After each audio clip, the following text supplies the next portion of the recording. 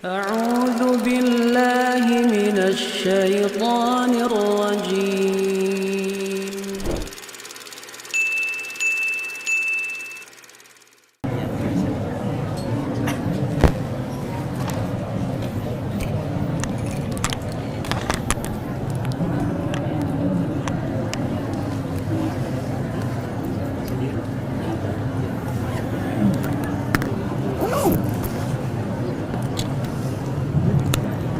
Silakan ke sebelah kanan Pak, masih kosong.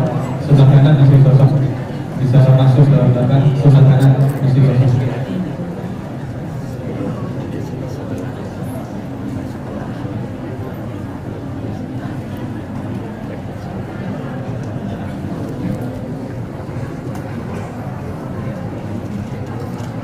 Mohon kasih lewat Pak, yang sebelah kanan biar bisa lewat.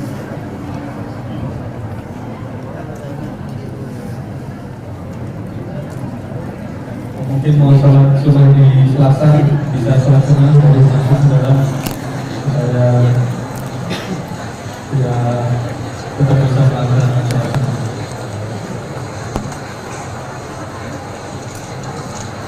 Mohon kasih lewat Pak, yang sebelah kanan biar bisa lewat.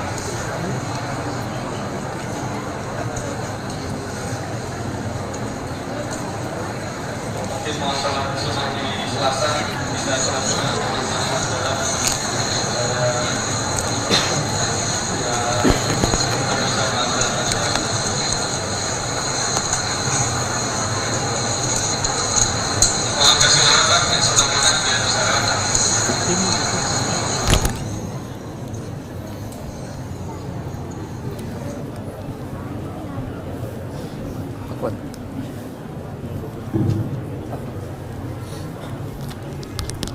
Ada beli sini. Lebih enak dijepit situ kali Pak? Ada busanya. Ada. Dililitin aja. Belum mau masuk kan sih? Belum.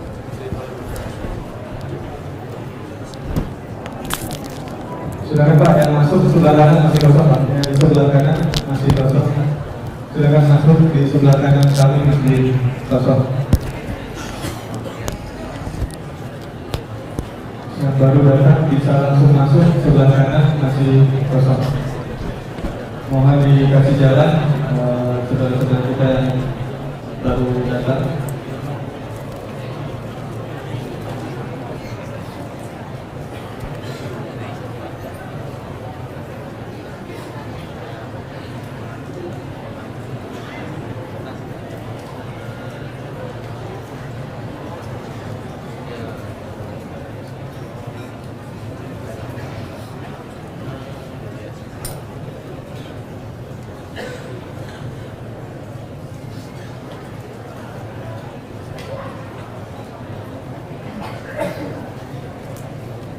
Siapa Pak yang baru datang bisa langsung menuju ke sebelah kanan.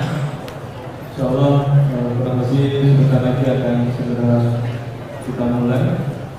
Jam ngobrol menunjukkan jam 9.25.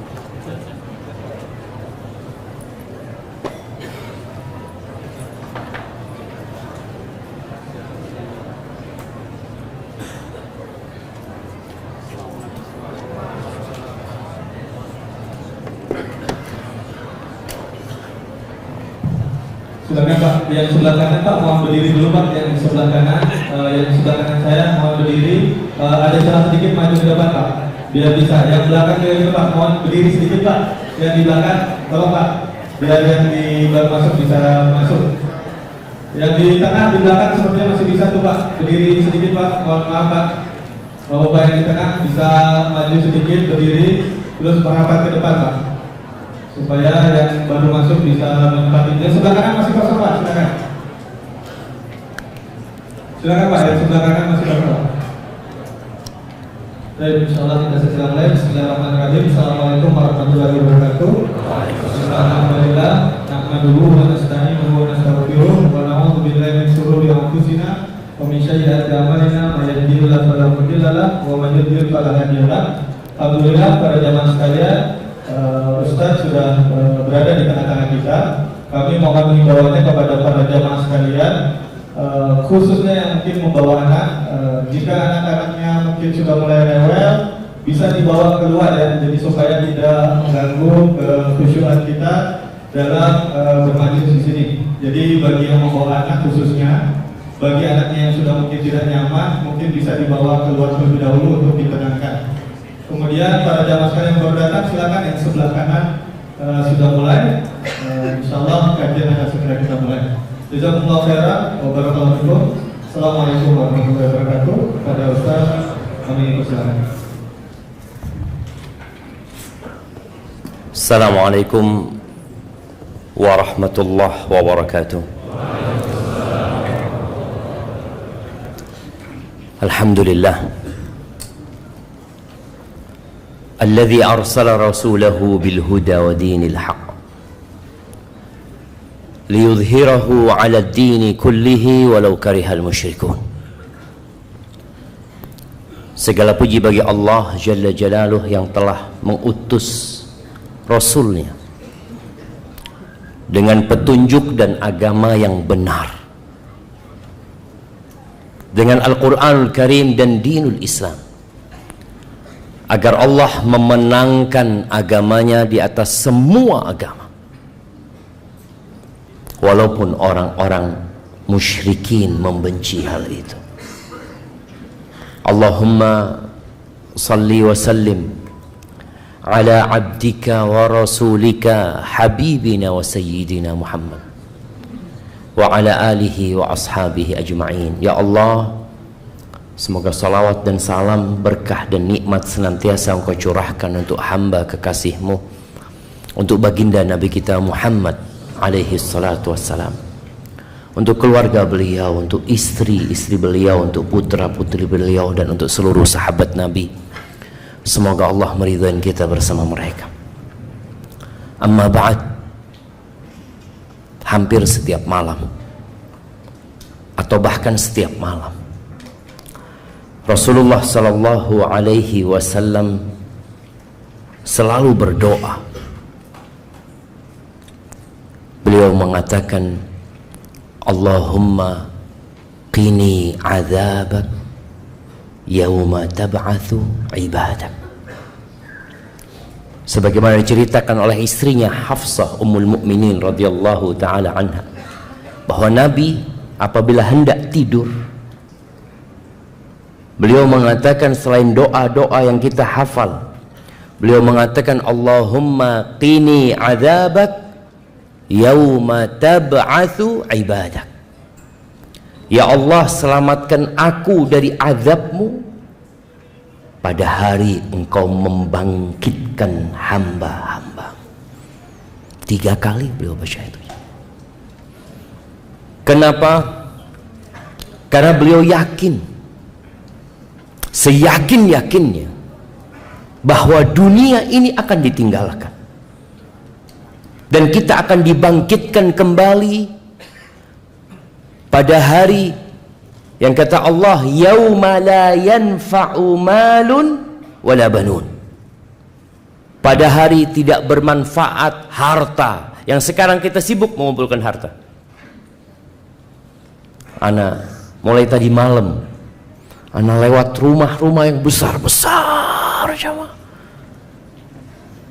Mungkin isinya cuma pembantu. Betul kata teman, iya saat ini kayaknya, ya Allah, jamaah. Yang kadang-kala harta itu membuat kita merasa kuat. Aku punya gitu. Tapi Allah katakan hari itu la yanfa, nggak bermanfaat, mal, harta, wala banun, dan tidak pula anak-anak laki-laki yang diharapkan akan membela orang tuanya, berbakti kepada orang tuanya, nggak berguna. Terus apa yang bermanfaat pada waktu itu? Illa man atallaha biqalbin salim. Kecuali orang yang menghadap Allah membawa hati yang selamat. Maka semoga kita pulang dari majelis ini hati kita selamat. Yang tentunya selamat dari riya, selamat dari kesyirikan, selamat dari iri dan dengki. Karena kalau di hati kita masih ada penyakit itu, bagaimana kita akan selamat? Selamat dari kesombongan. Innallaha la yanzuru ila suwarikum. Allah tidak melihat kepada rupa kalian. Rupa kita beda-beda jemaah. Ada yang tampan. Kalau yang laki insya Allah semuanya tampan, ganteng semuanya. Tapi ada yang ganteng sekali, ada yang kurang ganteng, ada yang pernah ganteng. Tapi ingat, Allah nggak ngelihat kepada rupa. Maka jangan merasa baper ya ketika ngelihat anak kok hitam ya, anak punya sahib putih. Allah nggak ngelihat. Itu sebuah bentuk keadilan Allah Azza wa Jalla. Karena kalau bicara wajah, kulit, orang nggak bisa milih jamaah. Emangnya orang tua ketika anaknya lahir warnanya hitam, masukin dulu, mungkin nanti keluarnya putih gitu. Nggak ada, bukan pilihan. Maka Allah nggak ngelihat kepada itu. Wala ila amwalikum, Allah juga nggak ngelihat kepada harta kalian. Kalau bicara harta, ya udah rizki udah ditentuin. Fulan kaya, fulan miskin. Allah nggak ngelihat ke sana. Tapi kita, pandangan kita ke sana. Seorang ibu yang hendak mencari menantu, dia cari yang tampan. Kalau bisa yang datang bawa mobil yang tipis. Kalau bisa gitu kan. Itu yang dilihat oleh manusia. Tapi Allah nggak ngelihat ke sana. Apa yang dilihat sama Allah? Walakin yanzuru ila qulubikum wa a'malikum. Yang dilihat sama Allah tuh hati kalian. Yang manusia nggak bisa ngelihat. Antum pikir semua yang duduk di sini semuanya ikhlas lillahi ta'ala? Nggak tahu kita. Yang di samping antum dia datang ikhlas lillahi ta'ala untuk kajian, wallahu a'lam. Mungkin dia datang karena disuruh sama orang tuanya. Boleh jadi. Allah melihat kepada hati dan amal. Maka Rasul sallallahu alaihi wasallam, bagaimana beliau terus berusaha menanamkan di diri para sahabatnya tentang keimanan dengan hari akhir, menjelaskan kepada mereka tentang dahsyatnya hari kiamat itu, dikarenakan manusia ini di majelis ini dia mendengarkan tentang surga, tentang neraka, tentang dahsyatnya azab yang diterima oleh orang-orang yang durhaka. Dia takut, tapi keluar melihat ada perempuan lewat. Masya Allah, anaknya siapa ini ya? Loh, padahal tadi baru kajian sebenarnya Pak. Baru kajian. Itu terjadi. Makanya kenapa diingatkan kembali. Kalau kita baca tuh juz amma, sering kalian sampaikan, juz amma itu 37 surat. 34-nya turun di Mekah. 3 turun di Madinah. Siapa yang tahu? Jemaah. Nah, tafadhal. Ya, yang pertama surat apa?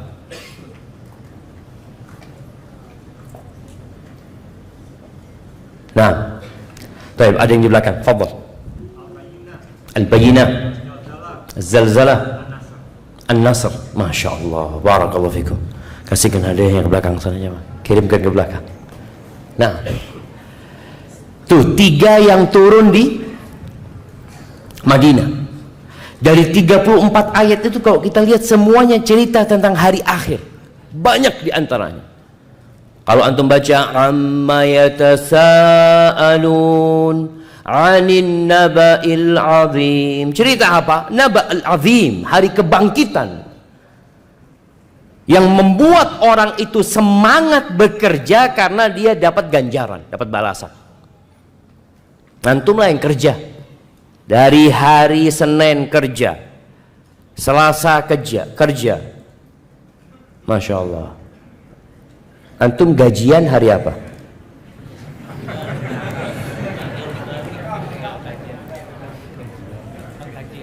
Gajian biasa tanggal 25. Antum tanggal 1 kerja kan? 3 kerja, terus kerja. Kenapa? Karena yakin tanggal 25 gajian. Keyakinan dengan gaji inilah yang membuat orang itu semangat bekerja. Antum lihat orang-orang naik motor pagi, antum kenapa? Oh, kerja, dapat duit hari ini. Enggak usah, tanggal 25. Iya, dia tetap bekerja karena dia yakin akan mendapatkan balasan. Maka Allah ceritakan ada balasan itu. Dan setiap sholat kita mengatakan Maliki Yaumiddin, Malik Yaumuddin, Yaumul Hisab. Ad-din itu artinya pembalasan. Akan dibalas antum. Apa yang antum kerjakan? Antum duduk di sini nih, akan dapat. Fulan kajian di Masjid Ukhuwah, datangnya telat. Ditulis jemaah, datangnya telat, makanya berdiri dia. Insyaallah. Enggak. Tapi yang jelas semuanya dicatat. Artinya yang soft pertama dicatat soft pertama, yang soft kedua catat soft kedua. Tadi ketika panitia mengatakan tolong maju ke depan, ada enggak, anda enggak mau maju, anda mau selonjoran misalnya, itu ketahuan antum. Iya, sekarang antum enggak ketahuan, tapi nanti hari kiamat, oh nih fulan. Padahal ayatnya mengatakan wa idza qila lakum tafassahu fil majalis fafsahu. Kalau dikatakan kepada kalian luaskan biar temannya bisa masuk, kata Allah kalian luaskan, yafsahillahu lakum, Allah akan luaskan bagi kalian. Tapi sebagian kita nggak mau tadi. Anak enak banget telat-telat mau duduk, kata dia. Ingat, Allah ngelihat ke hati kalian. Yo jamaah yang bisa merapat dulu jamaah. Masya Allah, merapat dikit lain yang sebelah sini. Oh ada anaknya, fadhal. Yang bisa merapat 1 senti antum dapat 1 senti pahalanya. Hitungan hari kiamat itu pakai mili jemaah, pakai senti, pakai gram, bahkan miligram jemaah. Masya Allah. Nah, fadhal dipanggil jemaah. Kalau sudah ada tempat panggil saudaranya. Fadhal, ada tempat Muhammad. Tuh. Yang sebelah kanan antum masuk, ada tempat. Itu yang manggil ditulis nggak sama malaikat? Ditulis jamaah. Nggak ada yang nggak ditulis jamaah.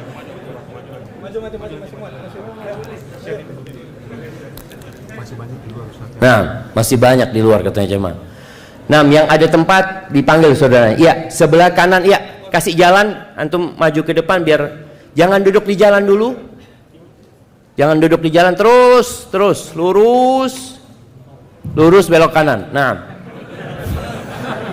lo bener lurus belok kanan cuma untuk.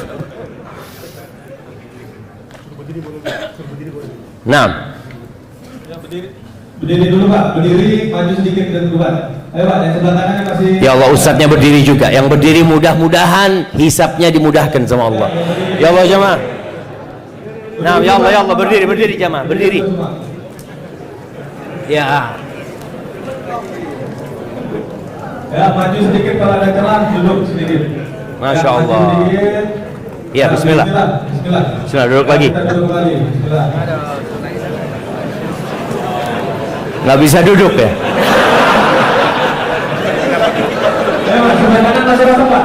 Nanti insya Allah duduknya di surga yang luas jamaah.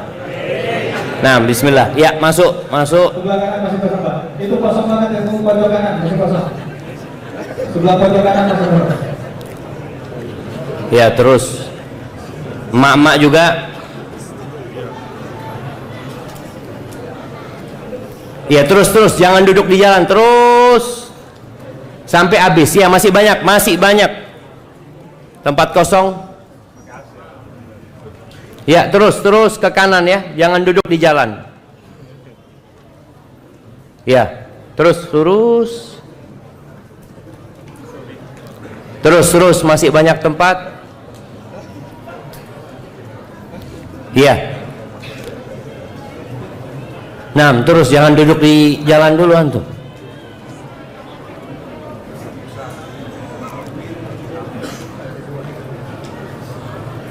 Masih ada tempat? Ya, masih ada. Terus itu lurus. Tuh.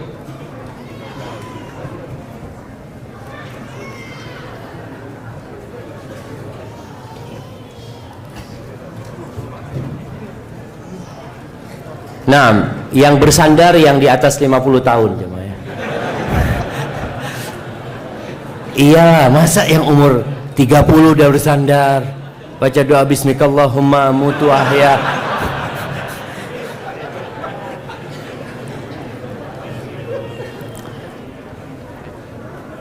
Nah, masih ada?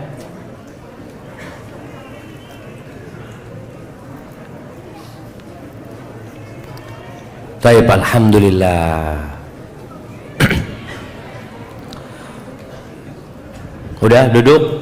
Kalau udah duduk, tangannya taruh di punggung saudaranya. Iya, taruh jemaah, taruh di punggung saudaranya. Biar kita kajiannya lebih semangat. Soalnya anda tahu ada yang sakit hati. Ada yang sakit hati. Antum taruh sakit hati nih, Allah Ustaz ini. Mungkin. Iya. Bahwa ini kok nggak taruh di punggung saudaranya antum? Jadi yang datang terakhir ini mijit yang di depannya. Nah, alhamdulillah cukup udah jamaah. Allah jamaah kita bisa ketawa-ketawa, seneng di sini. Mudah-mudahan nanti hari kiamat kita juga bisa ketawa jamaah. Jamaah rahimakumullah. Tiap sholat kita mengatakan Maliki Yaumiddin. Allah pemilik hari pembalasan. Hari ini kita melihat banyak orang-orang yang berkuasa. Kemarin Indonesia digemparkan dengan kisahnya Sambo. Iya. Oh, apanya Rambo itu ya?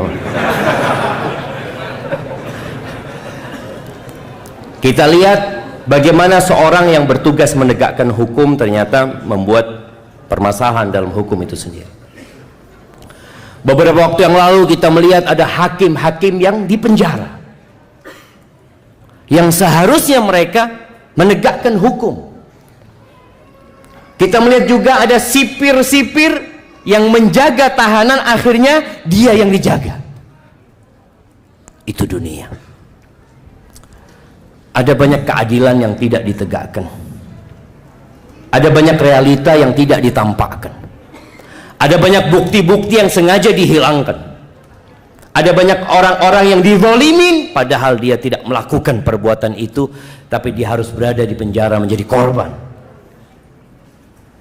Tapi semuanya akan mendapatkan keadilan kelak pada hari kiamat.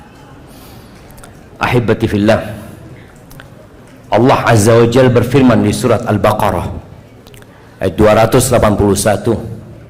Allah mengatakan wattaqu yauman, takutlah kalian kepada suatu hari. Ada apa dengan hari itu? Turja'una fihi ilallah, kalian akan dikembalikan kepada Allah Azza wa Jalla. Bagaimana kita dikembalikan kepada pencipta langit dan bumi yang dia tahu dengan semua perbuatan kita, yang dia tahu dengan apa yang terbetik di hati kita. Bagaimana seorang ustadz, seorang yang alim, seorang penceramah, seorang imam, seorang yang hafal Al-Quranul Karim, ketika dia dikembalikan kepada Allah Azza wa Jalla, lalu Allah bertanya, apa yang kau lakukan dengan nikmat-nikmat yang aku berikan kepadamu? Apa kata ustadz ini? Ta'allamtu fika wa 'allamtun nas. aku belajar, ngaji, mondok, kuliah untuk mendapatkan keridhaan-Mu ya Allah.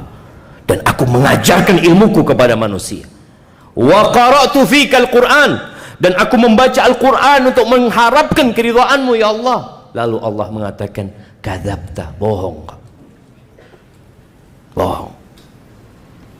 Innama ta'allamta liyuqala alim wa qara'ta liyuqala qari. Engkau selama ini belajar hanya mencari gelar, sebutan orang yang alim, dai yang kondang, dan engkau membaca Al-Quran hanya untuk mendapatkan gelar Al-Qari, Al-Hafidh li kitabillah, dan engkau sudah dapatkan itu. Akhirnya dia dilemparkan ke neraka. Maka Allah katakan, wattaqu yawman turja'una fihi Allah, dikembalikan ke Allah. Lalu kata Allah, thumma tuwaffa kullu nafsin ma kasabat. Kemudian setiap jiwa akan dikasih balasan dengan apa yang dia kerjakan. Ingat, dengan apa yang dia kerjakan. Ada satu poin penting buat kita bersama ya, dengan kejadian Sambo.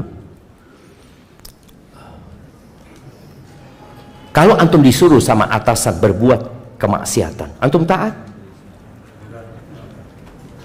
Kadang-kala atasan mengatakan, engkau lakukan, dosanya aku yang nanggung. Bisa kayak gitu? Nggak bisa jemaah, nggak bisa. Semua akan mendapatkan balasan atas apa yang dia kerjakan. Engkau yang melakukan, engkau yang tanggung jawab. Orang-orang kafir mengatakan kepada anak buah mereka, udah kalian lakukan dosa itu, wal nahmil khatayakum, kami yang ngangkut dosa kalian, kami yang nanggung. Jangan percaya. Maka dalam agama kita, dalam syariat kita, la ta'ata li makhluqin fi ma'siyatil khaliq. Nggak boleh taat kepada makhluk kalau urusannya berbuat maksiat kepada Allah Azza wa Jalla. Nggak boleh. Loh, ana kau nggak bunuh, ana dibunuh. Nggak apa-apa, engkau yang mati. Tapi kadangkala seorang hamba takut, dia berharap dunia. Allah mengatakan, thumma tuwaffa kullu nafsin ma kasabat wa hum la yudlamun. Dan mereka tidak akan dizalimin sedikit pun, nggak ada yang dirugikan. Seorang sahabat Nabi, Sa'ad bin Abi Waqqas radhiyallahu taala anhu, ketika perang Uhud, dia berdoa dengan sahabat yang bernama Abdullah bin Jahash. Abdullah bin Jahash ini iparnya Rasul SAW. Nabi menikah dengan Zainab bintu Jahash. Ketika perang Uhud, Abdullah ngajak Sa'ad, yuk kita doa. Ayo. Ada yang mereka cari tempat di Uhud sana, lalu mereka berdoa. Apa kata Sa'ad? Sa'ad yang pertama berdoa, Allahumma. Kemudian dia berhasil membunuhku. Thumma qatala. Kemudian dia memotong hidungku dan telingaku.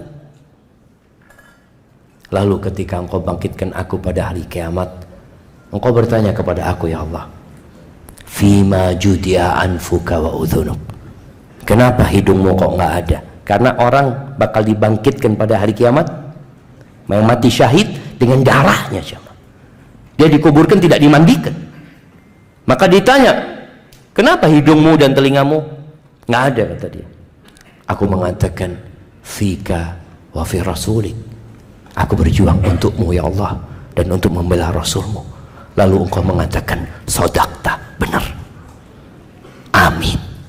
Katanya Sa'ad bin Abi Waqqas cerita sama anaknya, wallah, doanya Abdullah lebih baik daripada doa bapak. Selesai perang Uhud, aku melihat hidung dan telinganya itu dijadikan kalung-kalung, digantung-gantung. Ahibati fillah, kita harus yakin bahwa kita akan dikembalikan kepada Allah, dan ingat, Allah melihat kepada hati dan amalan kita. Hati berkaitan dengan ikhlas, amalan berkaitan sesuai nggak dengan sunnah Nabi SAW. Karena terkadang orang yang udah ngaji, yang udah hijrah, masya Allah amalannya banyak, tapi lihat hati, apakah dia melakukan itu lillahi ta'ala atau tidak. Di surat Al-Hajj ayat 1 dan 2, Allah Azza wa Jalla mengatakan, ya ayyuhan nas, wahai umat manusia, ittaqu rabbakum, bertakwalah kalian kepada Tuhan kalian. takutlah kepada Tuhan kalian. Kita ini kadang-kadang lebih takut kepada manusia daripada kepada Allah Azza wa Jalla. Kita lebih takut sama polisi daripada sama Allah Azza wa Jalla. Kita kadang-kadang lebih takut dengan CCTV daripada sama Allah Azza wa Jalla. Kita lebih takut sama kawan kita daripada sama Allah Azza wa Jalla. Betapa seringnya kita ketika sendirian berbuat dosa, tapi ketika ada kawan berhenti kita berbuat dosa. Berhenti. Kenapa engkau berhenti berbuat dosa? Kenapa nggak dilanjutkan? Ketika hanya Allah yang mengawasimu, engkau santai. Tapi ketika manusia yang mengawasimu, engkau jadi khawatir sama dia. Yang ditakutkan kita hanya baik di depan orang, tapi tatkala kita sendirian ternyata kita na'udzubillah min dzalik. Kata Allah, ya ayuhan nas ittaqu rabbakum inna zalzalatas sa'ati syai'un 'azim. Sesungguhnya getaran kiamat nanti, jemaah, goncangan kiamat itu sesuatu yang sangat dahsyat. Kalau terjadi gempa 5 menit, ada yang di masjid? Ada yang di masjid, jemaah? Jangan 5 menit, 1 menit bubar, sudah, jemaah. Bagaimana dengan kiamat ketika gunung-gunung semua dicabutin sama Allah Azza wa Jalla? Bintang-bintang berjatuhan, bertabrakan dengan bumi. Bagaimana goncangan yang dihasilkan pada waktu itu? Allah mengatakan inna zalzalatas sa'ati syai'un 'azim. Yauma tarawunaha tadhhalu kullu murdi'atin amma arda'at. Pada hari kalian melihatnya, orang yang menyusui itu bayi yang dia susui akan dia tinggal. Dia akan berpikir nafsi, nafsi. Wa tada'u kullu dhati hamlin hamlaha. Setiap orang yang hamil akan menggugurkan bayi yang ada di perutnya. Wa taranna sukara, wa taranna sukara.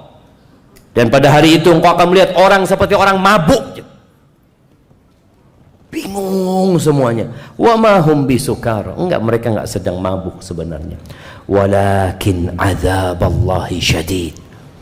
Tapi azab Allah itu dahsyat sekali. Kalau bicara azab Allah Subhanahu wa taala, Allah ceritakan di surat Abasa ayat 33 sampai 37. Fa idza ja'atis sakhah. Ketika datang tuh kiamat, apa yang akan terjadi? Yauma yafirrul mar'u min akhi. Orang lari dari saudaranya. Nggak mikirin saudaranya. Bahkan dia khawatir saudaranya menuntut dia. Dia tinggal saudaranya. Wa ummihi wa abi.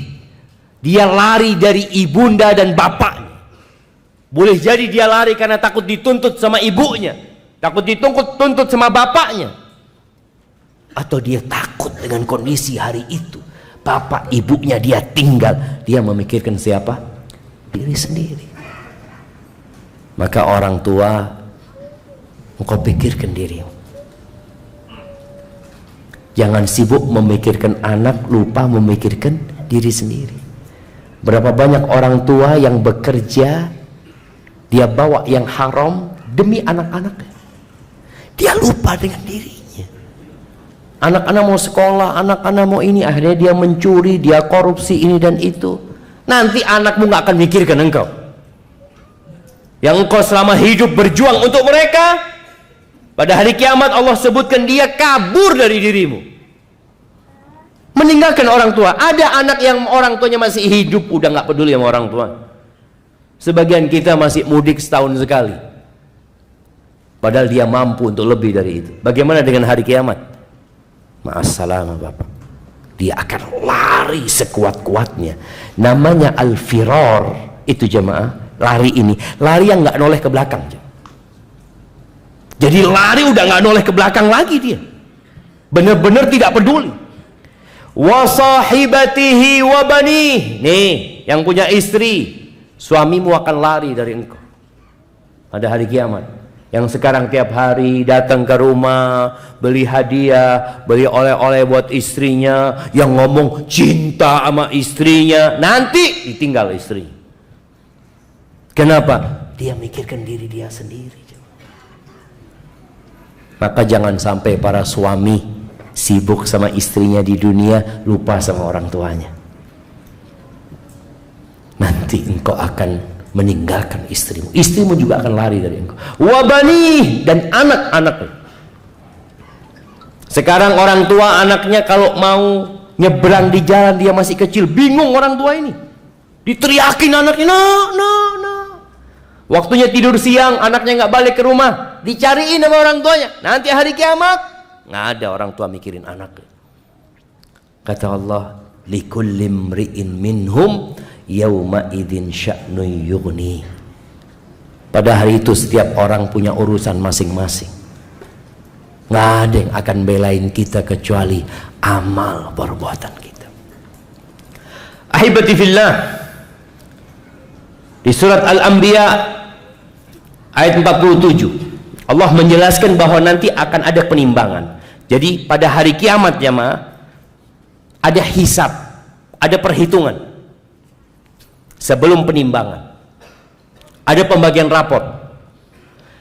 Perhitungan itu catatan amalan kita. Ketika terjadi persidangan terhadap apa yang dia amalkan, manusia ini kadang-kala ngeyel. Dikatakan, kamu waktu itu pernah ngambil uang perusahaan loh,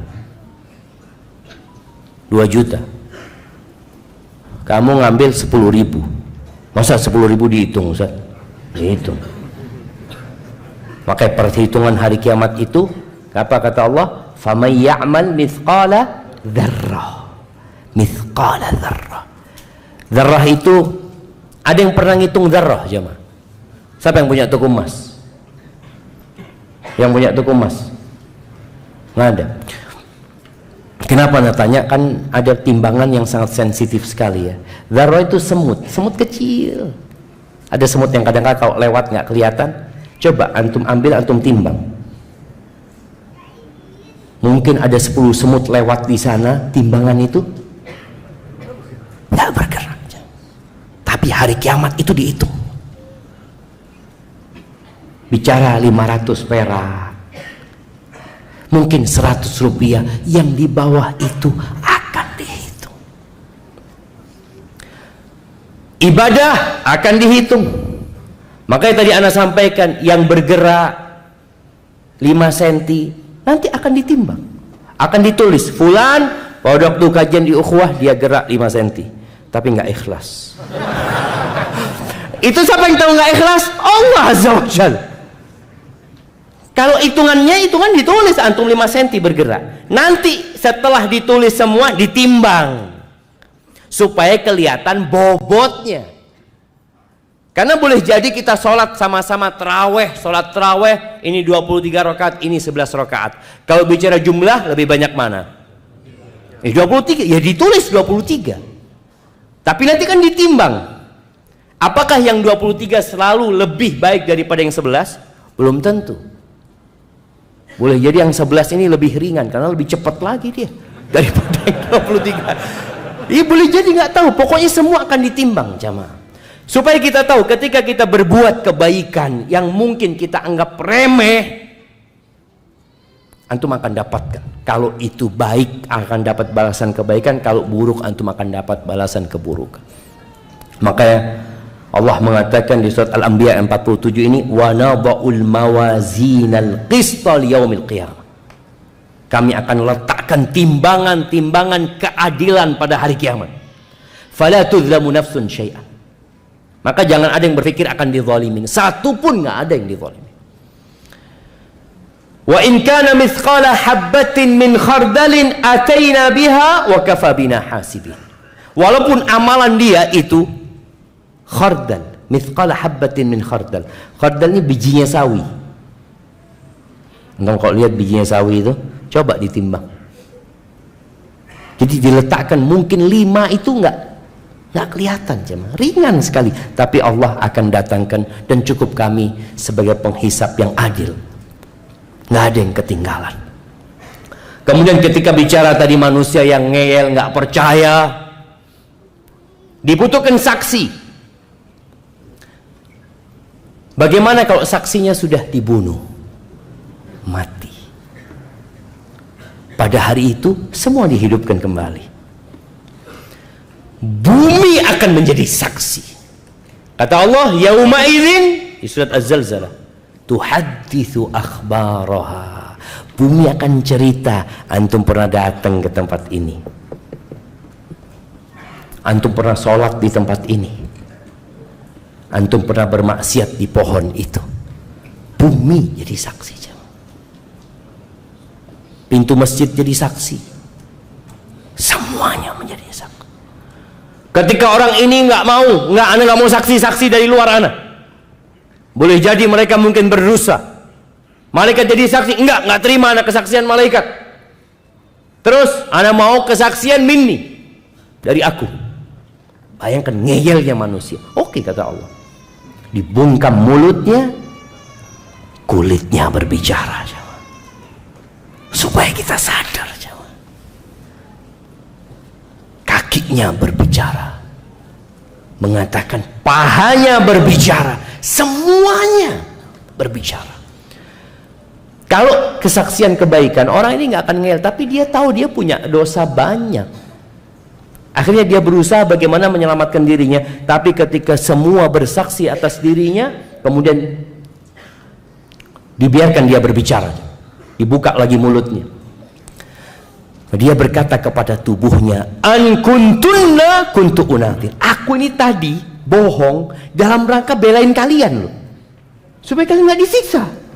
Kata dia, kenapa kalian kok nyampaikan kepada Allah? Apa kata kulit itu? Antaqanallahu alladzi antaqa kulla syai'.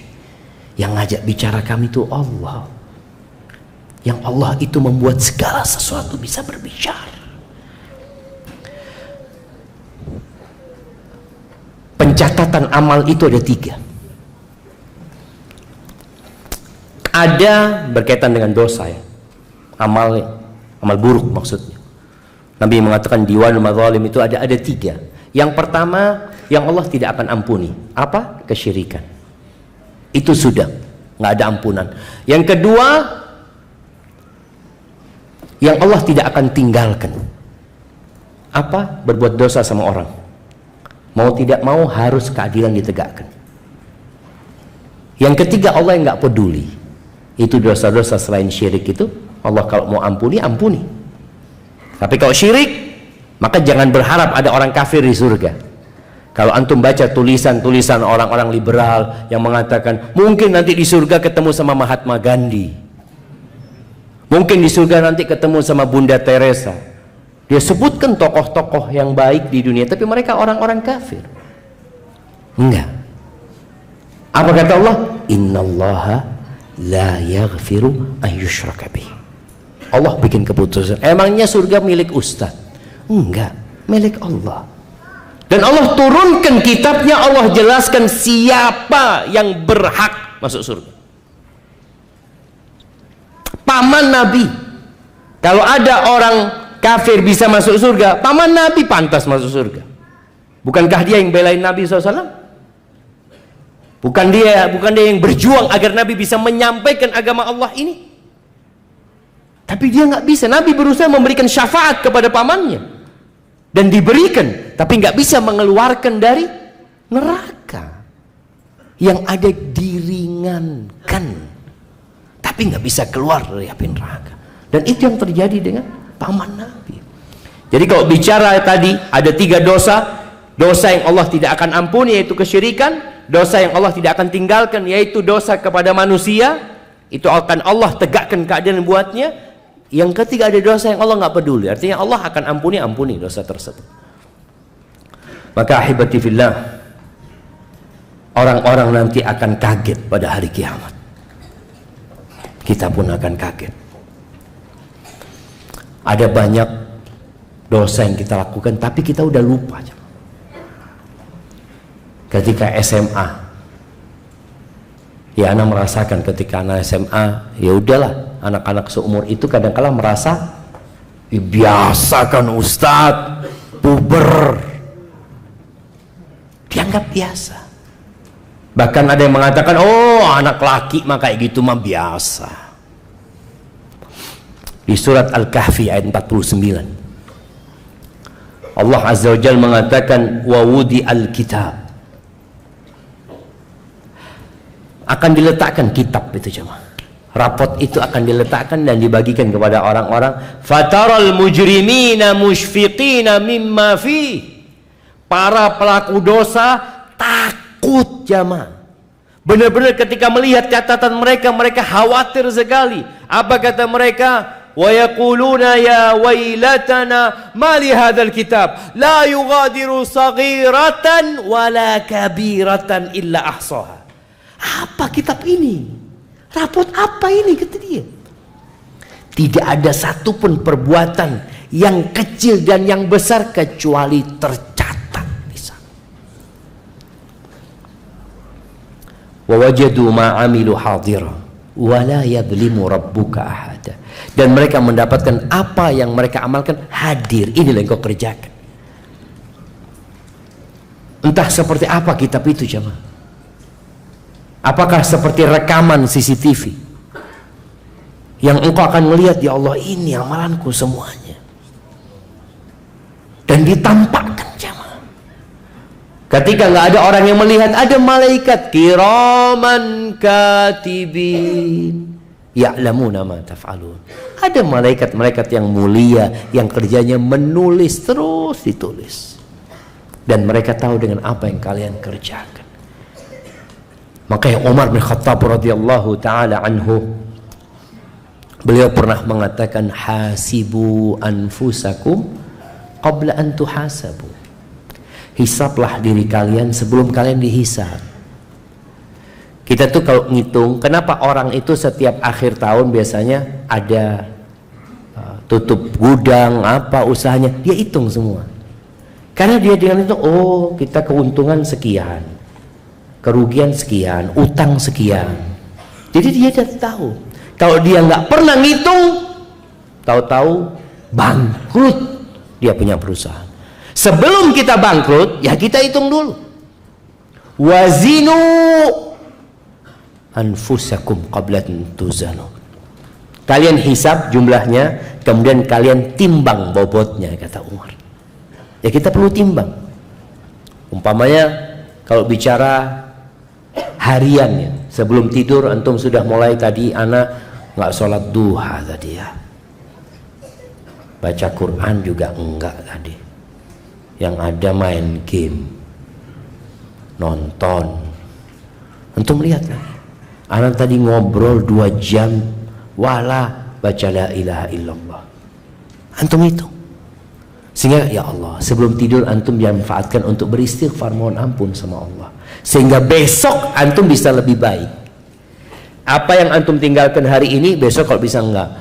Anak tadi enggak sholat qobliyah zuhur, ba'diyah maghrib juga enggak, ba'diyah isya enggak. Ya Allah, anak gantikan sholat malam mah. Itu akan terjadi, antum semangat. Tapi kalau antum tidak pernah menghisap diri antum pada hari kiamat itu tadi, ngelihat na'udzubillah, yakin masuk neraka akhirnya orang itu ketika dia melihat catatannya. Makanya Umar nyuruh kita untuk menghisap diri kita, menimbang amalan kita. Lalu Umar mengatakan, watazayyanu liyaumil ardil akbar, dan kalian berhiaslah untuk pameran terbesar nantinya. Hari ini ada Halal Expo.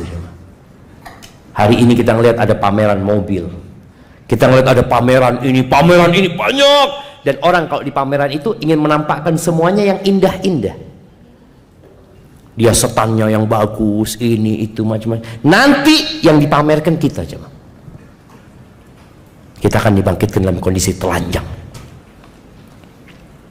Bagaimana orang ini loh fulan, anak kira orang baik fulan ini, ternyata pura-pura baik. Maka berhiaslah pada hari itu. Jangan sampai anak antum tahu bapaknya, ya Allah bapak anak ternyata kayak gini ya, na'udzubillah. Anak akan melihat Orang tua akan melihat antum yang dianggapnya anak soleh, anak baik. Pada hari itu satu kampung, jangan satu kampung, semuanya akan tahu antum. Makanya kita disuruh berhias. Jadi bagaimana ketika nanti kita ditampilkan di sidang, oh ternyata fulan memang orang baik. Lalu Allah berfirman di surat Al-Haqqah ya, ayat 18 sampai ayat 32 tentang salah satu gambaran yang terjadi di padang mahsyar itu nantinya. Allah mengatakan yauma idzin tu'radun la takhfa minkum khafiyah. Pada hari itu semua akan ditampakkan, dipamerkan, tidak ada satupun yang tersembunyi. Orang memandang pakai kacamata hitam. Orang pakai kacamata hitam itu kan kalau mandang kiri kanan nggak ada yang tahu kan jemaah. Dia matanya ke depan, padahal dia lagi ngelirik ke kanan. Allah tahu. Ya'lamu kha'inatal a'yun wa ma tukhfis sudur. Yang mata-mata yang berkhianat Allah tahu, yang disembunyikan di hati Allah tahu. Semuanya akan ditampakkan pada hari itu. Makanya jangan suka ngomongin orang. Jangan suka bongkar aibnya saudaranya. Nanti hari kiamat dibongkar aib antum di depan semua manusia. Di hari kiamat ada sidang tertutup, ada sidang terbuka. Iya. Kalau antum ingin sidang tertutup, kata Nabi SAW, man satara musliman satarahullah. Barang siapa yang menutupin aib saudaranya, Allah akan menutupi aib dia. Ditutupin antum. Kalau antum ingin sidang tertutup, perbanyak amal soleh yang tersembunyi. Jangan riya, jangan sum'ah. Yang riya nanti Allah akan pamerkan juga. Nih fulan yang bangun masjid banyak, tapi riya. Orang-orang tahu semua. Padahal ketika di dunia, jazakallah khair, barakallahu fiik, antum orang baik. Tapi karena niatnya dia nggak benar, nanti di hari kiamat Allah tunjukkan. Nih fulan yang riya. Maka berusaha kita untuk memperbanyak amal yang tersembunyi dan tutupi aib saudara kita. Dan kita kalau berbuat dosa jangan terang-terangan, dan segera kita bertobat kepada Allah Azza wa Jalla. Lalu kata Allah Azza wa Jalla, fa amma man utiya kitabahu biyaminihi. Adapun orang yang dibagikan rapotnya dengan tangan kanannya atau dari arah kanan, jadi nanti akan disebarkan itu kitab, berterbangan itu jamaah. Rapot itu semua orang ingin dapat dengan tangan kanannya, dia nggak ingin dapat dengan tangan kirinya wala di sebelah kirinya, tapi semua sesuai dengan amalan. Adapun orang yang mendapatkan kitab dari arah kanannya, fayaqul, apa yang akan dia katakan? Fayaqulu ha'umuqra'u kitabiyah. Dia mengatakan, baca kitabku ini, baca rapotku ini. Seperti anak ketika lulus, dia telepon orang tuanya, dia sampaikan ke kawan-kawannya, dia bikin status dia lulus, dia benar-benar gembira. Dan pada hari itu kegembiraan yang sebenarnya, dia akan laporkan, ha'umuqra'u kitab, baca kitabku ini, baca nih. Inni dhanantu anni mulaqin hisabiyah. Sesungguhnya aku yakin akan dihisab, yakin. Jadi memang keyakinan inilah yang membuat kita terus beramal jamaah. Kita dengar azan ke masjid, selesai sholat kita berzikir, sujud kita berdoa. Kenapa? Karena yakin. Ketika keyakinan itu melemah, maka ibadah kita akan berkurang. Dia mengatakan, inni dhanantu anni mulaqin hisabiyah fahuwa fi 'ishatin radiyah fi jannatin 'aliyah qutufuha daniyah. Maka orang yang seperti ini akan berada dalam kehidupan yang diridhain, yang menyenangkan dia, yang memuaskan dia. Di dunia kita nggak pernah puas ya mas. Antum punya motor harga 20 juta, kepingin yang 30 juta. Punya 30 juta, kepingin yang 50 juta. Terus keinginan itu antum nggak ridho dengan kondisi yang ada, kepingin lebih baik. Tapi nanti di surga, fahuwa fi 'ishatir radiyah fi jannatin 'aliyah, di surga yang tinggi ya ma. Pohon-pohonnya tinggi, tapi qutufuha daniyah. Ya Allah, kalau bicara surga jemaah, untuk metik itu datang itu jamaah. Kita baru punya keinginan sampai diceritakan bagaimana orang-orang di surga itu melihat ada burung yang terbang. Ya Allah, kepingin ya burung bakar ini zen. Sret. Sudah jatuh burung bakar itu jamaah. Terbakar sudah, panggang semuanya, tinggal menikmatin. Kepingin buah apa? Di dunia kita melihat ada wisata-wisata petik buah. Di surga buahnya itu nggak disediakan di piring ya. Memang di pohon-pohon. Karena beda antum makan di piring sama metik sendiri, beda. Maka Allah katakan qutufuha daniyah, memetiknya itu dekat. Allahu Akbar. Allahumma inna nas'alukal jannah wa na'udzubika minan nar. Terus apa kata Allah? Kulu washrabu hani'an bima aslaftum fil ayyamil khaliyah. Silahkan kalian makan, kalian minum tanpa takut penyakit, nikmatin semuanya. Sekarang orang kaya raya, Allahu Akbar, bisa menikmatin semua makanan.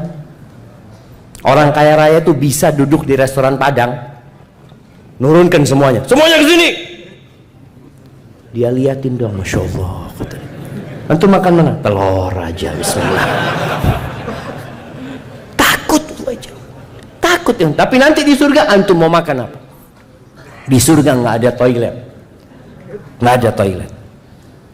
Antum kalau sekarang masuk restoran, selalu restoran harus ada toilet. Surga nggak ada toilet. Terus yang ada antum makan terus. Makan lagi. Nggak ada cerita, aduh afwan sudah kekenyangan, nggak ada. Antum makannya menikmatin terus. Nggak ada ceritanya bosen. Ketika dikasih anggur, aduh ini yang kemarin ini. Nggak ada. Di surga itu terus berubah dan lebih enak lagi, lebih enak lagi, lebih enak lagi. Maka dikatakan kulu washrabu hani'an, atas dasar apa yang kalian kerjakan di hari-hari yang dulu. Jadi pada hari kiamat nanti itu semuanya sesuai dengan amalan. Di dunia tidak. Makanya kadang-kala teman-teman ini pulang tahu-tahu sandalnya hilang. Sesuai amalan jemaah. Tergantung amalannya. Enggak jemaah. Di dunia ini bukan tergantung amalan. Makanya kadang-kala kita ngelihat ada orang soleh, Masya Allah. Di soft pertama dia nggak pernah telat, tapi miskin dia. Dan kita ngelihat ada orang yang nggak pernah ke masjid, wala sekali ke masjid. Jumatan juga enggak, tapi rizkinya berlimpah ruah. Di sini bukan tergantung amalan, tapi tergantung ujian yang Allah berikan kepada setiap orang. Tapi di sana biqadri amali, semua sesuai dengan amalan. Masuk surga dengan rahmat Allah, tapi amalan itu sebagai sebab yang dengannya Allah memberikan rahmat kepada umat manusia. Maka kalau kita merasa di dunia nggak bisa makan enak-enak, ya sudah bismillah, mudah-mudahan anak makan enak nanti surga Allah Azza wa Jalla. Nggak ada kolesterol surga, nggak ada asam urat, nggak ada gula darah, nggak ada laboratorium di sana sama, wala ada apotik, wala ada rumah sakit, wala ada apa, nggak ada.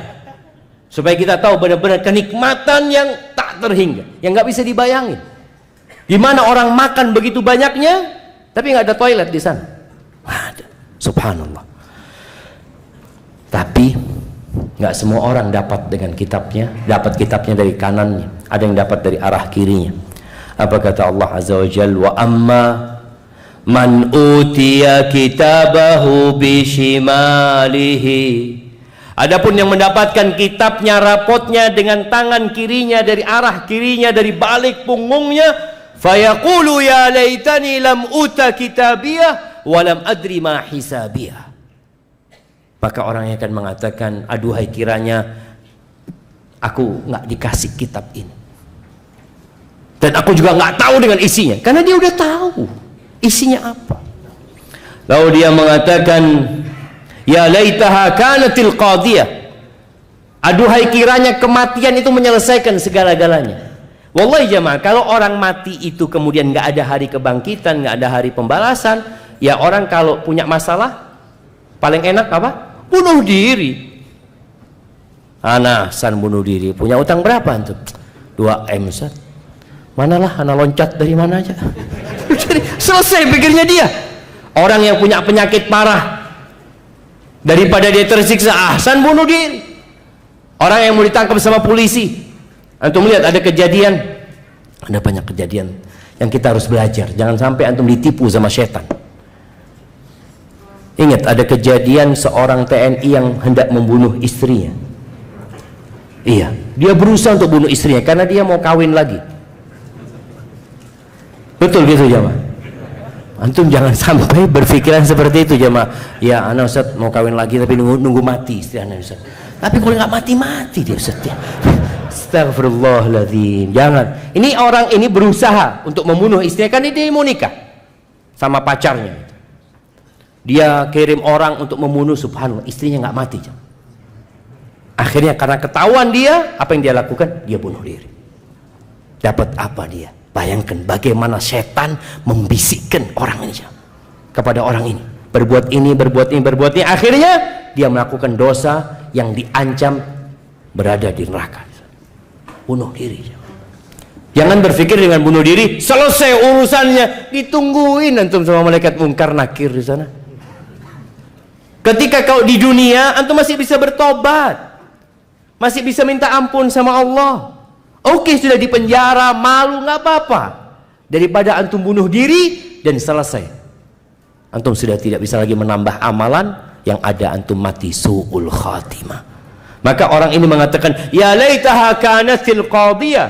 Aduhai kiranya kematian itu memutuskan, udah selesai, sudah nggak ada apa-apa lagi. Lalu dia mengatakan, ma aghna anni maliyah. Hartaku nggak berguna buat aku. Wallah nggak berguna jemaah. Kalau antum pada hari kiamat nanti membawa sepenuh bumi ini emas, antum mau tawarkan, sekarang kan orang itu kalau punya harta, dia berpikir dia bisa menebus dirinya. Umpamanya di penjara, kan di penjara kadang-kala antum didenda, bayar denda 2M atau di penjara 2 tahun umpamanya.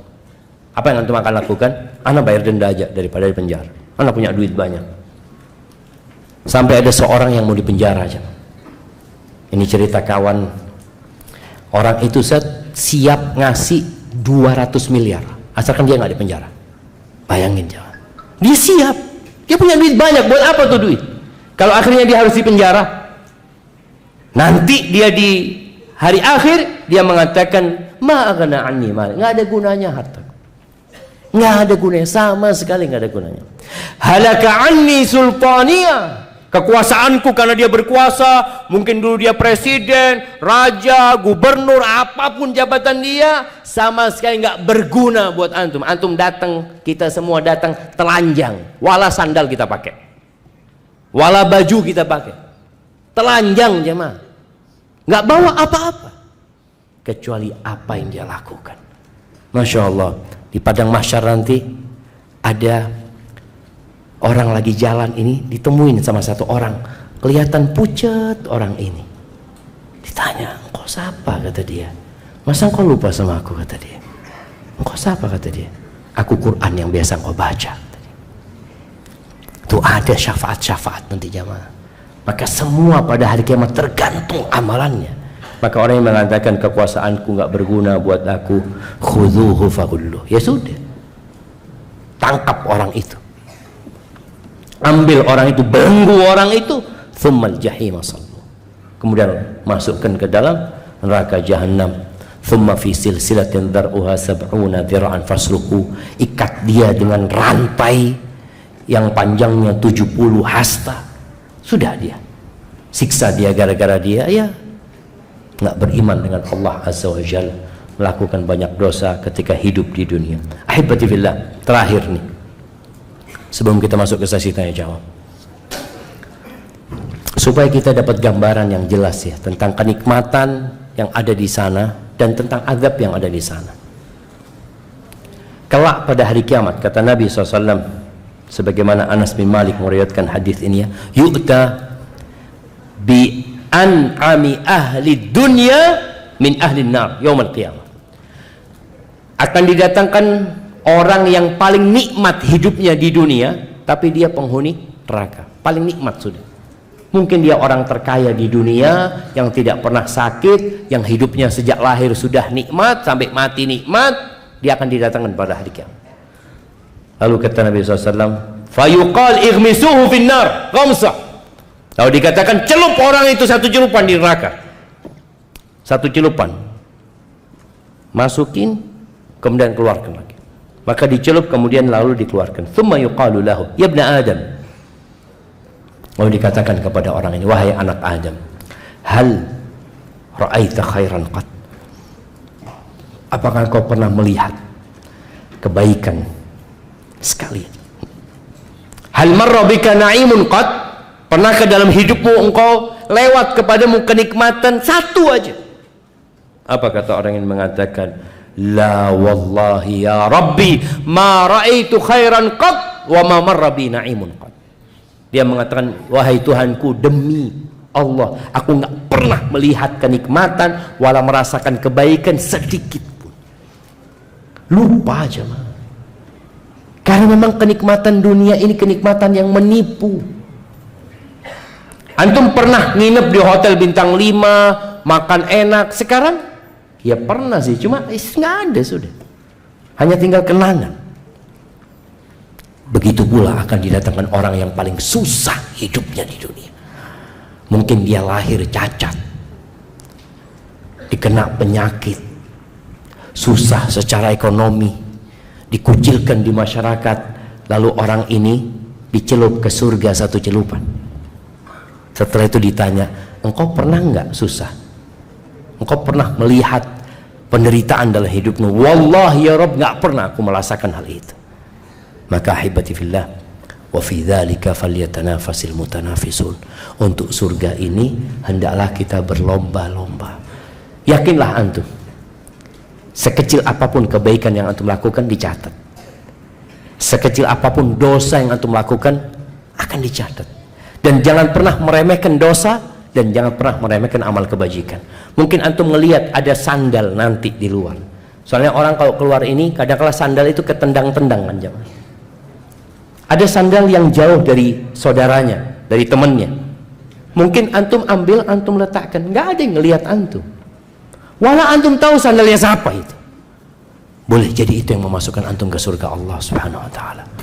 Maka terus berbuat amal sekecil apapun, catatannya kita harus ikhlas lillahi taala. Barakallahu fikum.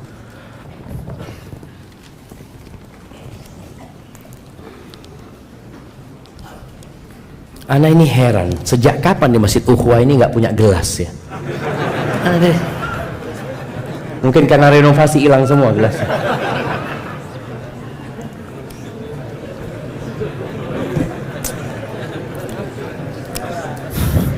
Nggak apa-apa jemaah. Assalamualaikum Ustaz. Waalaikumsalam. Setelah mengetahui dahsyatnya persidangan akhirat, saya jadi takut mati. Bukan karena cinta dunia, namun mengingat saya masih banyak dosa. Mohon nasihatnya Ustaz. Wallahi jamaah, ada seorang sahabat ketika perang Uhud. Dia itu ikut perang. Dan dia mati dalam kondisi belum pernah sujud sekalipun. Tidak pernah sujud. Tapi ternyata dia masuk surga Allah Azza wa Jalla. Kenapa? Karena dia sudah masuk Islam dan dia bertobat kepada Allah Azza wa Jalla. Ketika antum dengar kajian ini kemudian antum jadi takut mati, alhamdulillah, itu menjadi poin penting buat hidup kita. Antum bertobat, hari ini bertobat, minta kepada Allah Azza wa Jalla agar diampuni dosa-dosa kita. Cuma syarat tobat tolong dipenuhin. Karena ada orang bertobat tapi syaratnya nggak lengkap. Syarat tobat itu apa syarat tobat? Nah, angkat tangan yang mau jawab. Masya Allah. Meninggalkan yang sudah dikerjakan yang lalu. Yang pertama, meninggalkan yang dia kerjakan lalu. Yang kedua, menyesali. Yang ketiga, tidak mengulangi lagi. nah, Anda kasih hadiahnya. Anda mau kasih dua, tapi ada yang kurang tepat. Yang terakhir, bukan tidak mengulangi, tapi bertekad untuk tidak mengulangi. Karena boleh jadi dia ngulangin lagi nanti jamaah. Masya Allah. Langsung dapat antum gelasnya. Syukran.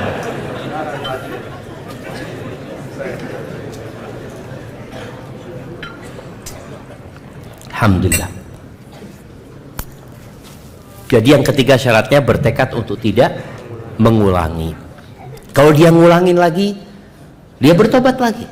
Ngulangin lagi, bertobat lagi. Asalkan ketika awal dia sudah niat untuk tidak ngulangin. Bukan mengatakan, ana insya Allah nggak akan ngulangi Ustaz sampai selesai bulan Muharram ini. Karena bulan Muharram doang dia nggak berdosa. Tetap dia belum bertobat karena dia masih ada niatan untuk mengulangi. Jadi kalau sudah itu terpenuhin kemudian antum mati, insya Allah diampuni sama Allah Subhanahu wa Ta'ala. Namun ada orang tadi yang dia bertobat, tapi Ustaz gimana Ustaz ya, ana masih ada transaksi riba ini dan itu. Sebenarnya ana sudah tobat Ustaz. Ya berarti belum lengkap tobatnya. Assalamualaikum Ustaz. Apakah semua dosa-dosa kita akan diperlihatkan di akhirat meski kita sudah bertobat? Ahibati fillah, kalau kita lihat ya, betapa banyak amal soleh yang pahalanya itu ampunan dosa. Seperti puasa Asyura. Apa pahalanya? Dapat mobil? Bukan. Tapi pahalanya diampuni dosa tahun lalu. Puasa Arafah 2 tahun. Tahun lalu dan tahun yang akan datang. Lailatul Qadar, kata Nabi SAW, man qama lailatul qadri imanan wahtisaban ghufira lahu ma taqaddama min dhanbi. Barang siapa yang sholat pada malam Lailatul Qadar karena iman dan berharap pahala, apa balasannya? Diampuni dosa-dosa dia yang lalu. Karena kita banyak dosanya jemaah. Tidak hari kecuali kita mungkin berbuat dosa di dalamnya. Ketika orang ini sudah diampuni dosanya, maka di catatannya itu ya sudah dihapus ya, Ma. Di catatan dia itu. Ada catatan dia, tapi udah dihapus. Seperti itu. Artinya catatan dia pernah berbuat dosa itu ada, tapi sudah dihapus. Itu namanya diampuni sama Allah Azza wa Jalla. Jadi ditutupin itu dosanya. Makanya kalau antum nanti berbuat dosa lagi, di akhir hayatnya bertambah buruk hidupnya, itu kembali lagi kepada antum. Maka jangan sampai kita su'ul khatimah, karena orang itu ikut penutupnya. Barakallahu fikum. Apakah ketika orang tua kita meninggal akan bertemu lagi dengan kita? Bagaimana kondisi alam kubur setelah kita meninggal? Ahibati fillah, orang yang cerdas adalah orang yang senantiasa menghisap dirinya. Dan dia berbuat untuk yang setelah kematian. Kebanyakan kita itu berbuat untuk setelah pensiun, bukan setelah kematian. Kebanyakan orang kalau sudah umur pensiun, umur berapa jemaah? 55, dia mulai bikin usaha ini, bikin usaha. Kenapa? Persiapan Ustaz, bentar lagi anak pensiun. Nggak persiapan mati antum. Persiapan pensiun. Itu dunia. Maka yang seharusnya kita lakukan persiapan. Kalau anak mati nanti ada banyak yang sudah anak kirimkan ke alam barzakh sana. Makanya orang kalau mau mati itu yang dia inginkan apa? Sodakoh kan. Ya Allah, anak kalau kepingin sodakoh ya Allah, tapi nggak bisa. Tapi apakah kita bertemu dengan orang tua kita di padang mahsyar nanti? Di padang mahsyar, Aisyah pernah bertanya, ya Rasulullah, apakah engkau akan mengingat keluargamu pada hari kiamat di padang mahsyar nanti? Kata Nabi SAW, amma fi thalathati mawatin fala. Di 3 tempat nggak akan ingat. Ada 3 tempat di padang mahsyar yang kita nggak akan ingat sama siapa-siapa kecuali diri kita. Apa 3 tempat itu? Nah, siapa yang mau jawab? 3 tempat di padang mahsyar yang kita tidak akan ingat sama keluarga kita. Mana yang mau angkat tangan jemaah? Nah, fadhal. Pada waktu hisab. Yang kedua, pada waktu di sirat. Yang ketiga, pada saat timbangan. Masya Allah. Berikan kepada beliau. Masya Allah. Jazakallahu khair. Barakallahu fikum. Iya, ada 3 tempat itu. Yang pertama adalah ketika pembagian rapot, ketika dihisab, dibagi rapot, itu nggak ada yang mikirkan orang lain kecuali dirinya sendiri. Yang kedua, ketika ditimbangan, orang ketika ditimbang hanya mengingat dirinya. Dan yang ketiga, ketika melewatin sirat yang berada di atas neraka jahanam, itu nggak ada yang ingat. Jadi ada proses ingat, kemudian nggak ingat lagi, proses ingat, karena yang terakhir kan sirat. Setelah masuk surga, maka di situ mereka akan saling mengingat, sudah mencari keluarganya, ya. Apakah seorang anak bisa kumpul sama orang tuanya di surga? Bisa kumpul kalau sama-sama masuk surga, walaupun orang tuanya berada di derajat yang lebih tinggi. Anaknya umpamanya karena amalnya kurang, ya masuk surga, tapi mungkin di tempat yang biasa aja. Kata Allah Azza wa Jal, walladzina amanu wattaba'athum dzurriyyatuhum biimanin alhaqna bihim dzurriyyatahum wama alatnahum min amalihim min syai'. Dan orang-orang yang beriman dan diikutin oleh anak keturunan yang beriman, maka akan digabungin nanti jemaah, digabungin tanpa mengurangi amalan yang lebih tinggi. Sebagian ulama mengatakan apakah mereka itu berkumpul pindah surganya atau enggak. Sebagian mengatakan tidak, mereka hanya bisa berziarah. Seperti antum mudik ketemu orang tua kapan? Masa kepingin tiap hari antum ketemu orang tua? Kan enggak. Ya antum bisa kumpul sama orang tua gitu. Itu pendapat salah satu pendapat. Yang kedua, enggak, dia bisa pindah surga karena orang tuanya akan kepingin terus ngelihat anaknya. Bagaimana kondisi alam kubur setelah meninggal dunia? Ini bicara hal yang gaib jamaah. Yang jelas ada azab kubur, ada nikmat kubur. Ada beberapa yang diceritakan Nabi SAW, seperti cerita tentang arwahnya orang-orang yang mati syahid. Arwahnya orang-orang yang mati syahid itu berada di rongga burung yang berwarna hijau. Tasrahu fil jannah haitsu tasha. Burung-burung itu berterbangan di surga Allah semaunya dia. Adapun arwahnya orang mukmin saja yang nggak mati syahid, ya sama di surga di burung hijau, tapi hanya berterbangan di sekitar pohon-pohon situ. Karena pada saat itu tergantung amalannya. Adapun orang-orang yang berbuat dosa, diceritakan bagaimana Nabi SAW melihat ada tungku, ya, yang bawahnya ada kayak apa namanya, seperti panci itu yang model lehernya kecil, badannya itu besar. Nabi melihat ketika Isra Mi'raj itu ada wanita-wanita telanjang, laki-laki telanjang satu tempat sana. Kalau apinya besar, mereka pada naik kepingin keluar tapi nggak bisa keluar, dibakar mereka di sana, arwah-arwah mereka.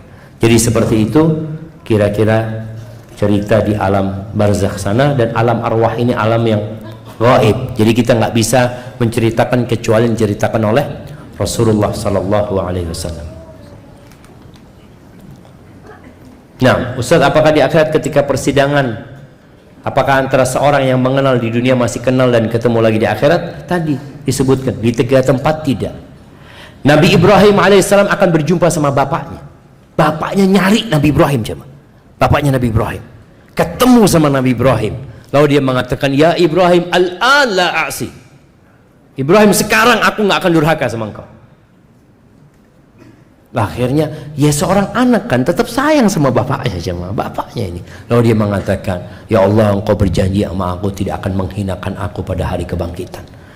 Wa ayyu khizzin min abil ab'ad. Adakah kehinaan yang lebih buruk daripada bapakku yang seperti ini kondisi, yang jauh. Akhirnya Allah nyuruh Nabi Ibrahim ngelihat kepada kakinya. Bapaknya ini sudah dirubah jadi binatang, jadi henna. Henna itu yang kayak serigala itu, ya, yang sudah penuh dengan kotorannya sendiri, jamaah. Akhirnya ditendang sama Ibrahim. Jadi kalau bicara kenal tadi akan berjumpa, tapi mereka tidak akan bisa memberikan manfaat, jemaah, pada waktu itu. Bagaimana seorang ayah datang ke anaknya, nak tolong bapak minta amalanmu satu aja, nak. Gak bisa bapakku. Yang ada malah orang-orang yang menuntut haknya orang lain, menuntut haknya yang diambil sama orang lain, ya. Bagaimana Nabi SAW menceritakan ada orang yang bangkrut. Nih jamaah kita yang udah ngaji, yang amalannya udah baik, alhamdulillah, yang udah berubah dari dulu, tolong jaga dosa sama orang lain. Dosa sama Allah tuh Allah mudah untuk memaafkannya, tapi dosa sama orang lain akan dituntut antum pada hari kiamat nanti. Yang ingin beri komentar negatif atau ini, hati-hati antum. Yang mau bikin status nyakitin hati saudaranya. Tapi kadang-kala orang ini baper aja, Maya. Ada satu orang bikin status, ini nyinggung ana Ustaz. Antum tahu dari mana dia nyinggung antum? Iya, soalnya ana punya masalah ini. Mungkin ada 10 orang punya masalah seperti antum. Ketika antum tersinggung, itu baik, sehingga antum bisa memperbaiki diri. Ada cerita seorang khatib jemaah, khutbah Jumat. Habis khutbah Jumat dipanggil sama salah satu tokoh masyarakat, dipanggil ke rumahnya. Makan, afwan Ustaz tadi kayaknya nyinggung ana Ustaz. Subhanallah, alhamdulillah kalau antum tersinggung, alhamdulillah kata dia. Semoga antum bisa berubah lebih baik. Tapi anak ceramah buat semua orang, bukan buat antum. Emangnya khutbah Jumat itu buat satu orang gitu loh. Orang ini bicara tentang dosa, cuma dia memang sedang melakukan dosa itu, sehingga dia merasa ada nyinggung ana Ustaznya. Begitu pula tadi ketika orang bikin status, banyak orang yang tersinggung karena merasa ini ngomongin ana, nah blokir aja ini. Astagfirullahaladzim, astagfirullah. Ustaz mohon nasihatnya untuk anak yang baru kehilangan anak satu-satunya. Masya Allah jemaah. Yang pertama, anak itu ujian. Ujian ketika hidup, ujian ketika meninggal dunia. Jadi jangan berpikir bahwa saya yang punya anak ini nggak diuji. Diuji dia, dengan punya anak dia diuji. Apakah dia akan mendidik anaknya dengan baik? Apakah dia akan tetap berbuat amal soleh seperti sebelum dia punya anak? Atau amal solehnya berkurang? Dulu yang sering bersodakoh, gara-gara punya anak sodakohnya berkurang. Ada yang seperti itu. Maka buat yang kehilangan anaknya, katakan inna lillah wa inna ilaihi raji'un. Allahumma ajurni fi musibati wa akhlif li khairan minha. Ya Allah, berikan aku ganti di musibahku, berikan aku balasan di musibahku, dan berikan ganti yang lebih baik darinya. Apabila anakmu meninggal dunia sebelum balik, maka bersyukurlah kepada Allah. Insya Allah anak itu akan nungguin orang tuanya di pintu surga. Bagaimana ketika anak-anak kecil disuruh masuk surga, mereka nggak mau jawab. Dikatakan, kenapa mereka kok nggak mau masuk surga? Anak-anak itu mengatakan, hatta ya'tiya abauna, sampai orang tua kami datang, kata dia. Kami nggak mau masuk. Itulah syafaat yang diberikan oleh anak buat orang tuanya, asalkan orang tuanya sabar. Dan orang tua yang bersabar, yang memuji Allah, bersyukur sama Allah Azza wa Jal, insya Allah akan dibangunkan rumah di surga. Dan rumah ini spesial loh jemaah, spesial banget. Bagaimana Allah mengatakan kepada malaikat-malaikatnya, ubnu li abdi baitan fil jannah, bangunkan buat hambaku ini rumah di surga. Wasammuhu baital hamdi, kasih nama yang besar mungkin di sana, kasih nama rumahnya itu apa? Rumah pujian. Karena dia ketika tinggal mati anaknya, dia tetap memuji Allah Azza wa Jal dan mengatakan inna lillahi wa inna ilaihi raji'un. Ustaz, bagaimana menghadapi suami yang tidak mau sholat? Ini ada beberapa kondisi. Ada yang memang nggak sholat sejak sebelum menikah. Ada yang sempat sholat, ana menikah sama suami ana, ini udah bener Ustaz, tapi gara-gara dia punya masalah akhirnya dia berhenti sholat. Ada jemaah merasa apa ya, kok Allah zalim sama ana ya, na'udzubillah. Padahal ana ini sudah rajin puasa sunnah tapi dikasih musibah seperti ini. Itu tanda cinta Allah, Allah kasih musibah buat engkau. Emangnya Rasulullah SAW nggak dikasih musibah? Hidupnya penuh dengan perjuangan Nabi SAW. Kalau suamimu ternyata memang nggak sholat sejak sebelum menikah, maka nasihat anak yang pertama, engkau yang bertobat kepada Allah, mohon ampun sama Allah SWT. Kok mau sama suami kayak gitu? Loh iya, kalau memang sejak sebelum menikah berarti kan engkau yang mau. Nabi SAW memberikan arahan, engkau nikahi laki-laki yang akhlaknya baik, yang agamanya baik. Engkau nikahi laki-laki nggak sholat. Siapa yang salah? Engkau. Maka mohon ampun sama Allah Azza wa Jalla. Kita ini kadangkala menyelisihi atau melanggar aturan yang diberikan oleh Rasulullah SAW. Berapa banyak laki-laki ini yang dicari perempuan yang cantik, yang putih, yang tinggi, apalagi jemaah, yang fulus ini Ustaz, alhamdulillah. Cuma memang Ustaz dia belum, sholatnya masih bolong-bolong Ustaz. Gimana Ustaz? Janganlah cari yang lain. Ustaz, kalau ana memperbaiki dia gimana Ustaz? Bukankah apa yang memberikan hidayah kepada orang lain Ustaz? Ini sebuah kebaikan. Allahu Akbar. Emangnya antum bisa? Dia nggak nurut sama Allah, apalagi sama antum. Mau nurut sama antum? Sama Allah nggak nurut dia. Maka tadi kalau memang kesalahan itu dari pihak kita, kita harus tahu diri jangan. Tadi introspeksi diri. Iya kayaknya ana memang dulu Ustaz. Ana mau sama dia karena dia tampan, pinter. Tapi memang ana tahu dari dulu dia sholatnya jarang Ustaz. Seperti itu. Maka antum bertobat kepada Allah lalu berusaha memperbaiki. Ajak suaminya datang ke kuburan. Nah, karena sebenarnya yang membuat orang mau beramal itu kan tadi ingat mati, ingat ada hisab jemaah. Kadang-kala orang ini nggak mau sholat, ngapain sih? Sibuk sama apa antum nggak sholat? Nggak ngapa-ngapain kadang-kala jemaah. Maka ajak ke kuburan, ajak ke rumahnya orang-orang yang sakit, yang menderita, supaya dia ingat dengan nikmat yang Allah berikan. Kadang-kala dia sudah tahu hukum. Kalau ditanya, tahu hukumnya sholat? Ya jelas lah. Orang yang nggak sholat ini bisa kafir. Antum mau nggak sholat, belum dapat hidayah masalahnya. Nah ini bukan. Ini mending loh jamaah. Dia tidak menentang hukum sholat, dia tahu, cuma dia masih belum sholat. Seperti itu masih ada harapan lah. Didoakan sambil diajak suaminya. Cukup. Masya Allah. Suruh cukupan. Satu lagi pertanyaan anak jamaah. Nah, bagaimana Afwan Ustaz, anak akhwat, bagaimana jika kita merasa menyakiti orang lain namun orang itu tidak mengenal kita karena suaminya pernah mencintai kita, apakah anda wajib minta maaf? Emangnya gitu ini? Nah, ya mungkin takut perempuan ini dikatakan pelakor, ya, gangguin suaminya orang. Wanita-wanita ini memang nanti kelak akan dihisap jamaah. Yang kadang-kadang dia merasa dia nggak berbuat dosa.